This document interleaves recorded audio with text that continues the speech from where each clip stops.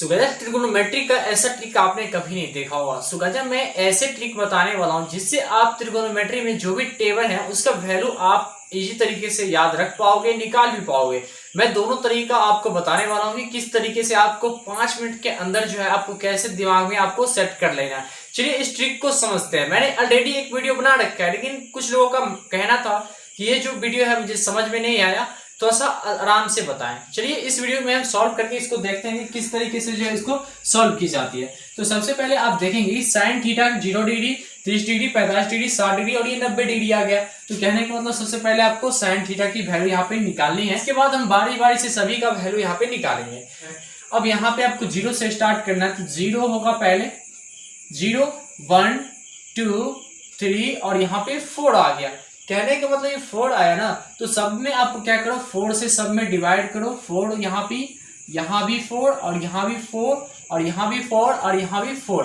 अब आपको सभी पे रूट अंडर अप्लाई करना होगा, तो सिंपल सा मैंने रूट अंडर जो है सभी पे अप्लाई कर देता हूँ। और यहाँ पे रूट अंडर में अप्लाई करने के बाद जो भी वैल्यू आएगी ना उसे आप क्या करेंगे, यहाँ पे लिखेंगे। अब इसको हम बारी बारी से सॉल्व करते हैं। यहाँ पे देखेंगे कि 0 में अगर 4 से हम डिवाइड करेंगे तो उसकी वैल्यू कितनी आएगी, मुझे वो 0 ही आएगी। तो यहाँ पे आपको क्या करना है, यहाँ पे 0 लिख देना है। तो कहने का मतलब साइन 0 डिग्री का वैल्यू कितना आ गया, 0 आ गया। अब यहाँ पे हम 30 डिग्री के वैल्यू देखते हैं। 30 डिग्री का वैल्यू कितना आएगा, 1/4 है। कहने का मतलब 1 तो बाहर निकल जाएगा रूट अंडर से, क्योंकि हम 1 गुना 1 तो लिख सकते हैं जी। और यहाँ पे 4 है तो 4 को हम 2 into 2 लिख सकते हैं, तो 1 2 मेरा बाहर आ जाएगा। तो कहने का मतलब यहाँ पे 30 डिग्री का वैल्यू कितना आ गया, मुझे 1/2 आ चुका है। इसी तरीके से इसको देखेंगे, यहाँ पे कटेगा, यहाँ पे कटेगा तो कितना बचेगा, 1 ऊपर में बचेगा, यहाँ पे 2 नीचे में बचेगा। तो 1 तो आपका रूट अंडर बाहर आ जाएगा, रूट अंडर से बाहर। यहाँ पे बच जाएगा रूट अंडर में आपका 2 बच जाएगा। ये रूट अंडर आपका 2 आंसर आ गया। अब आगे देखते हैं, यहाँ पे 3/4 है। कहने का मतलब रूट अंडर लगी है तो रूट अंडर तो 3 रहेगा ही, और ये 4 जो है आपका 2 यहाँ से बाहर निकल के आ जाएगा। अब इसी तरीके से देखेंगे 1/1, तो ठीक है, यहाँ पे 1 दफा कट चुका है। तो कहने का मतलब इसका जो वैल्यू आ जाएगा वो 1 यहाँ पे आ चुका है। साइन 90 डिग्री की वैल्यू मुझे 1 आ चुकी है। इसी तरीके से देखेंगे सभी का वैल्यू मुझे निकल चुकी है। बस एक ही में आपको ये ट्रिक अप्लाई करना है और एक ही से सारा को आप सॉल्व कर पाओगे। कैसे, चलिए देखते हैं। तो अब आपको बारी बारी से सभी का वैल्यू यहाँ पे निकालना होगा, ठीक है। तो यहाँ पे मैं इसको घेर देता हूँ। चलिए अब यहाँ पे साइन थीटा की वैल्यू मुझे निकल चुकी है, तो कॉस थीटा की वैल्यू आप इजी तरीके से निकाल पाओगे।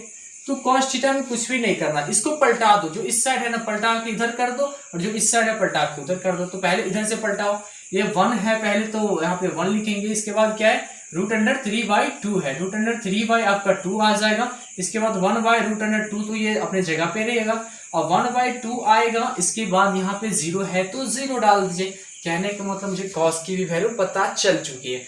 अब यहाँ पे टेन की वैल्यू कैसे निकालेंगे, तो टेन की वैल्यू का आपको फॉर्मूला भी याद रखना होगा। एक छोटा सा फॉर्मूला है, बहुत ही इजी फॉर्मूला है।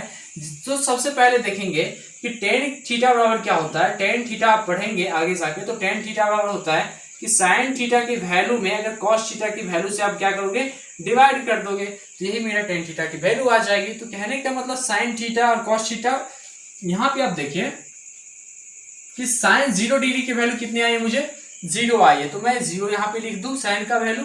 इसके बाद कॉस का जो 0 डिग्री का वैल्यू 1 है तो 1 लिखो।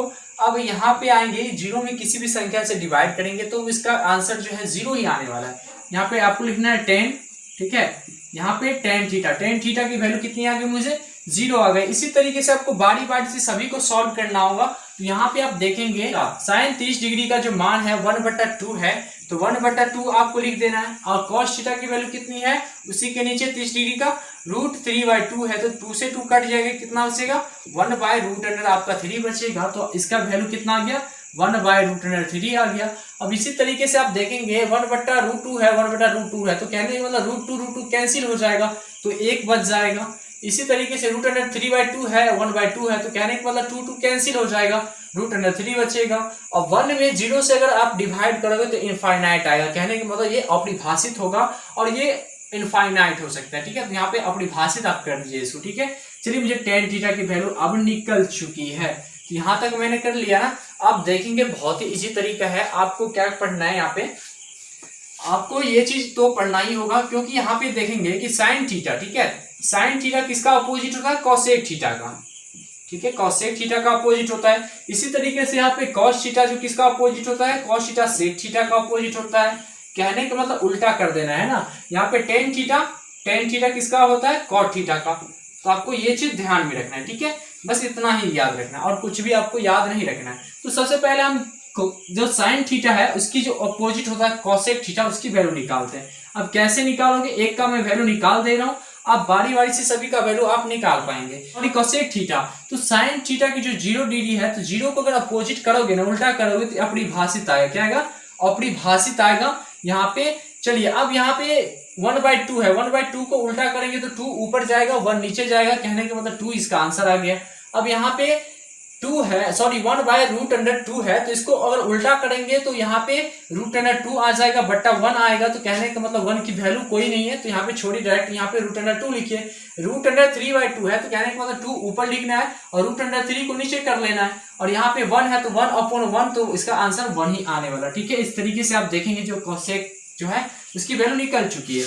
अब यहाँ पे हम cos की वैल्यू जो है, यहाँ पे cos का अपोजिट का वैल्यू क्या होता है, cos का वैल्यू sec थीटा। तो sec थीटा की वैल्यू निकालिए, सिंपल से इसको पलट देना है।